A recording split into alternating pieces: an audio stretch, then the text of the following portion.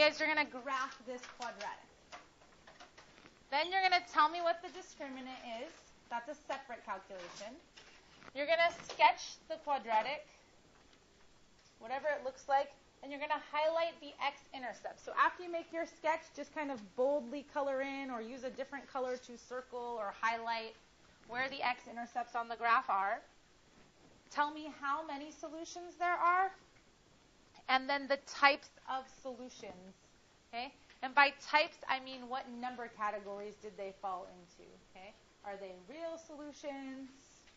And let's do this. We'll actually come back and we'll fill this in at the end. So do this for me. When you guys sketch a graph, and I'm not saying this graph looks like this, but totally doesn't because it starts with a negative, right? So this is hypothetical. When you sketch a graph, when I say highlight the x-intercepts, I mean really mark these. And then go ahead and find them using your calculator. Okay? And just write them next to them. Like if this is 2 and this is -3, then I would just write that right there. So I know what the solutions are. And then what would I fill in if this hypothetical graph was my graph? How many solutions would I say there are? 2. And then I would just say that. Okay? So you're going to try and use all of your calculator knowledge to sketch the graph, write down what these x-intercepts are, and mark them very clearly, and say how many solutions there are. And then we'll come back and fill in some of the other stuff. So let's just start with these 2 columns since that's all calculator work. Okay. Does everybody understand? So 4 graphs on the calculator, 4 sketches of them, highlight the solutions, find them if possible, and then say how many there are. Does everybody understand? So you're going to have these 2 columns filled in, and then we're going to come back as a whole class, talk about the word discriminant, and build some conclusions based on the data that you guys are getting from your little chart here. All right. Take a look at what we did up here and make sure that what you have is what's up here. Eric, turn around, please. All right. So the idea is we graphed each of these. We can see that both of these parabolas cross the x-axis twice. Therefore, they have 2 solutions. This one only crosses 1 time. It hits right at the vertex. Therefore, it has 1 solution. This one didn't cross at all, so we would say it has no solutions. Okay?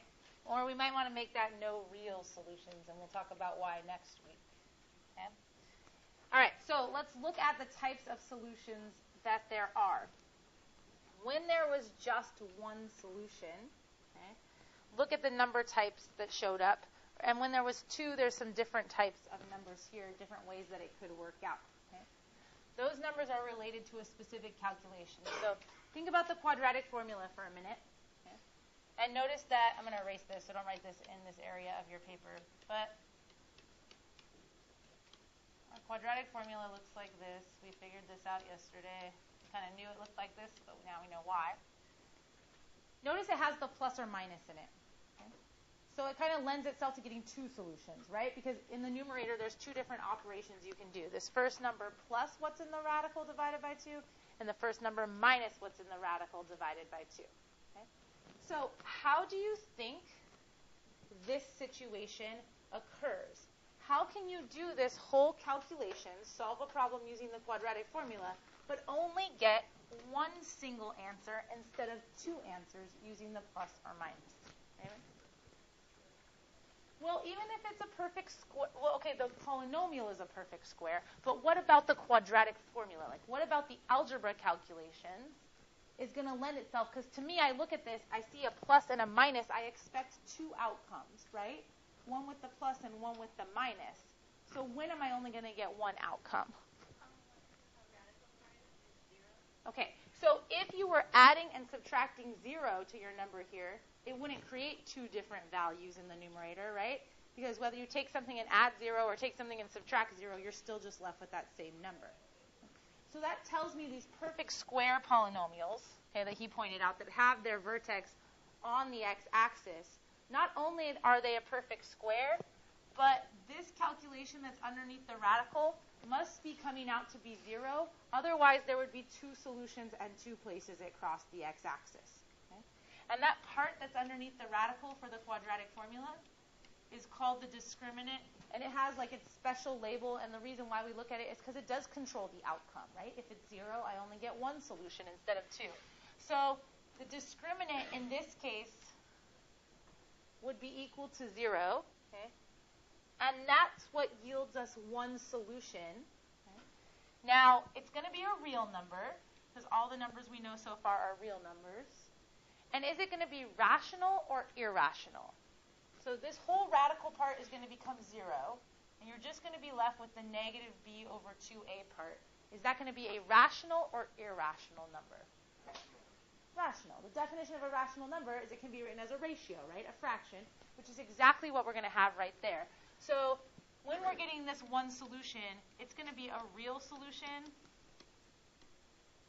and a rational solution. Always. Because we're not going to have the irrational part that could occur, which would be if there was like the square root of 2 or the square root of 5, something that's a never-ending, non-repeating decimal. All right, what about this fourth case down here? It doesn't hit at all, meaning there's no solutions. But there was an equation, so I can take these numbers, and I can plug them into the quadratic formula and do some calculation. Can anybody predict what's going to happen in the calculation that ends up being that there's no real solutions? Good. We're going to get a negative under the radical, something that so far in our math courses we haven't been able to calculate or use. Okay? And it definitely can't show up on the graph because this is all real numbers, and that's why we don't see the solutions crossing. So here, our discriminant is going to be a negative number. Okay? Or you might say the discriminant is less than 0 in this category. Now, this equation has its own specific discriminant that you can calculate by plugging in the a, the b, and the c that you see here. We're just kind of generalizing for ourselves in the chart. So when the discriminant is less than 0 or it's negative, that means we're not getting any real solutions because what's underneath the radical is negative, okay? Which means the types of solutions we're getting are no real solutions. Okay. And does anybody know the other type of solutions that are possible? Yeah? No? Yeah, so we can get imaginary numbers, or later on see that we could end up with this thing that they would call like complex solutions. Now, you don't know exactly what that is later, or right now, but we'll leave that in there so that later you can refer to it and it's complete. All right. So up here, both of these equations both ended up with two solutions. They both crossed the x-axis twice. Okay? And that's kind of the expectation we would expect to normally happen when we plug stuff into our quadratic formula, because we would expect that we'd get some number underneath the radical, right? And then we would have two answers, the b plus what's under the radical divided by 2a, and then minus what's under the radical divided by 2a, that kind of idea. Right? So we expect these two solutions. The reason there's two different types up here, okay, so both of these would have a discriminant. So the discriminant, or the b squared minus 4ac, would be bigger than 0, both here and here. That's how you're getting a number under the radical that you can calculate and get your two solutions. So let's look at the difference between the discriminants of these two. So let's actually calculate the discriminant of the first equation and the discriminant of the second equation right here underneath them. Okay? That means take their a, their b, and their c values appropriately and plug into b squared minus 4ac. Huh? For the first one, sorry, which one? What is it? 129? Okay, and then somebody else for the second one, Sean? 25. So those are the discriminant values for those equations. Okay. Now notice, the one that has a discriminant of 25, its two solutions, or the two places that it was crossing the x-axis, were at the values of -6 and -1. And that was with no rounding, right? You could even factor this and get the -6 and the -1 as the solutions. Okay. Now this one here got -1 and approximately 4.5 as the solutions, but let me ask you guys, when you did it on the calculator, did it just say like 4.5? It was like like some big hunkin' decimal, right? Okay. That's because if 129 is the number underneath the radical in the quadratic formula, there's still going to at least be factors underneath the radical, right? You're going to have stuff left underneath the radical. So you're going to have some irrational numbers, those never-ending, non-repeating decimals. But if 25 is the number underneath the radical in the quadratic formula, what's it going to become once you take its square root? 5. A nice, simple, rational number. Okay? So the reason these are kind of split into two categories is that anytime you have a positive discriminant, you're going to get your two solutions. Okay? But they're differentiated by whether the number underneath the radical is a perfect square or not a perfect square. So this is the situation where you have a perfect square, like 25. And this is a situation where it's basically not a perfect square, like 129. It can even be a nicer number than 129, like the number 8. It still is not a perfect square, and you're going to still have factors left underneath the radical. So what that means for the solution, for both of these you're getting two solutions. And again, the only one that's going to be something outside the real numbers was this bottom situation. So both of these are going to have two real solutions. Then anybody know what the difference in the type of solutions is going to be for those problems?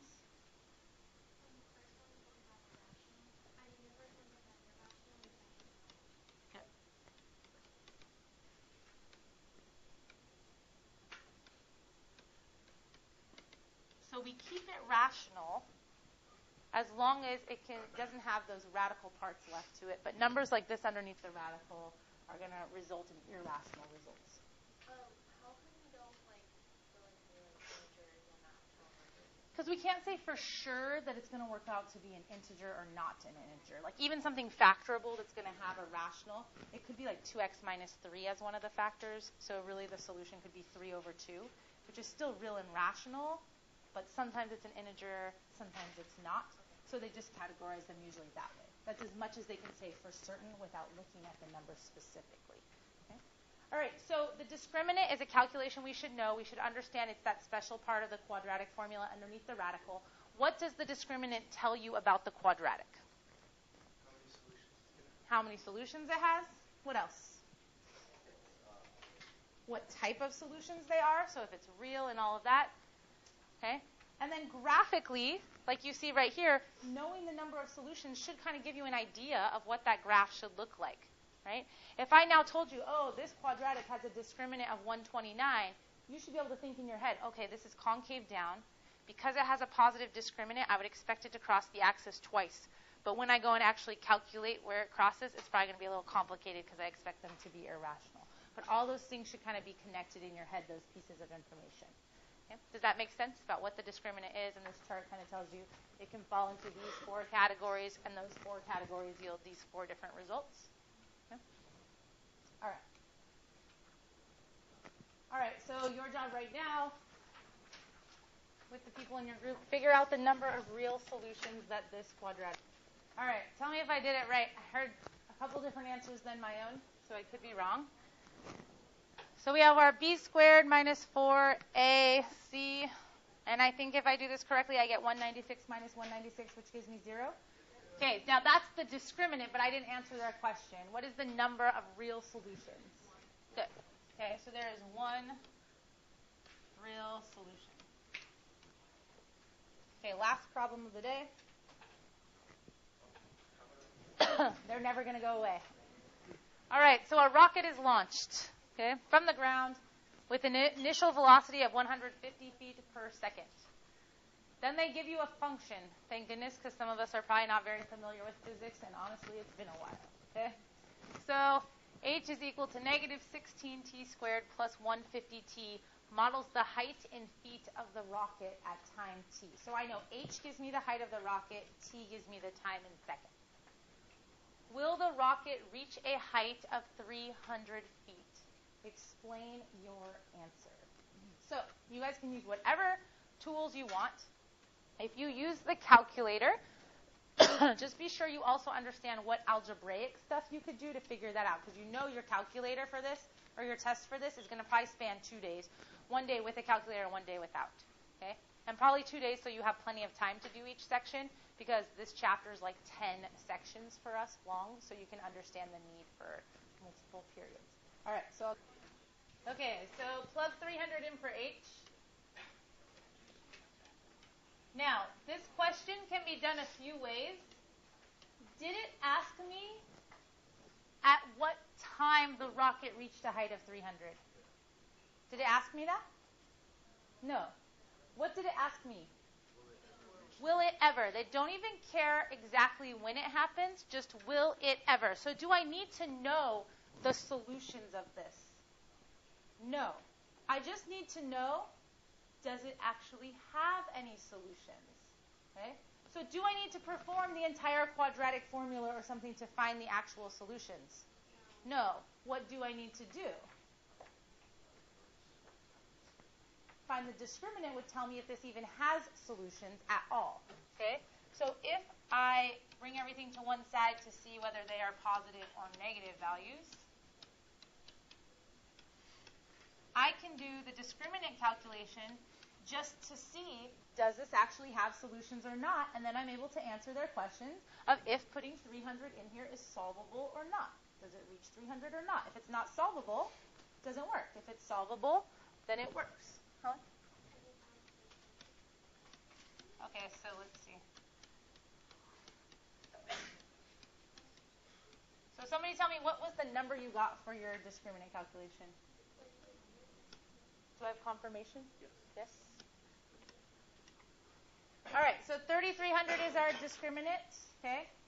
So, I don't know, it's not a perfect square, but it's a positive number, so if I did use the quadratic formula and I put that underneath the radical, how many solutions would I get?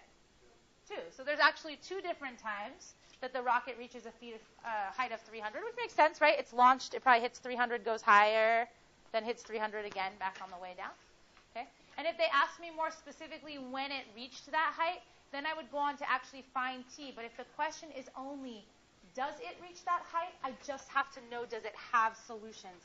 So since there are 2 solutions, that tells me, yes, the rocket will reach that. And then I would use this part of it as my explanation. I would say, when I plug in 300, I see that this is going to have 2 solutions, and I might talk about what I just told you guys. That means it'll hit 300 feet on the way up and the way back.